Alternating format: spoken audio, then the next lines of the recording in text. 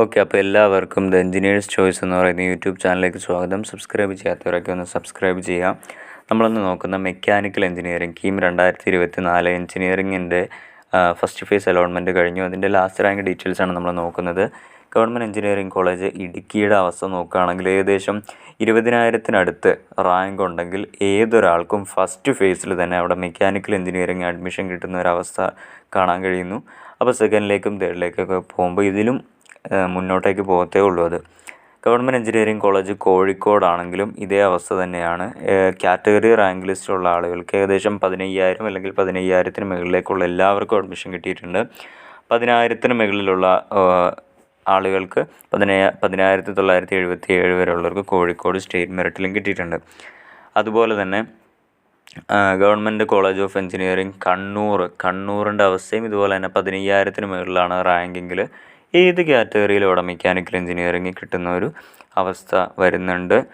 അവിടെ state merit വന്നിരിക്കുന്ന 10,969, ഈഴവ 15,624, മുസ്ലിം 15,679 ഈ നിലയ്ക്കാണ് വന്നിരിക്കുന്നത്.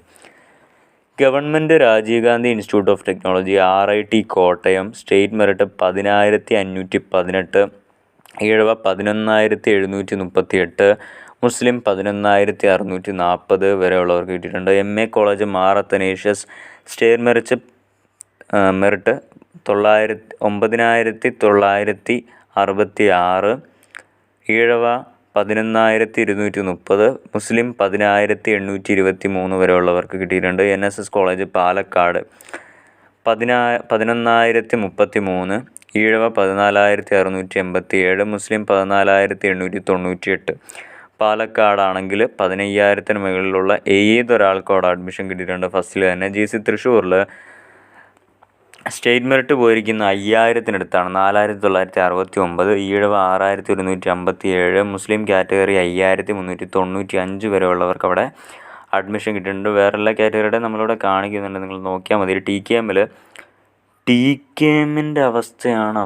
അയ്യോ, TKM college of engineering mechanical എഞ്ചിനീയറിംഗിൽ 7,177 വരെ താഴ്ന്നു പോയി. അങ്ങനെ അത് ഭയങ്കര ഒരു മാറ്റമാണ്. ഈഴവ 8,321, മുസ്ലിം 7,799.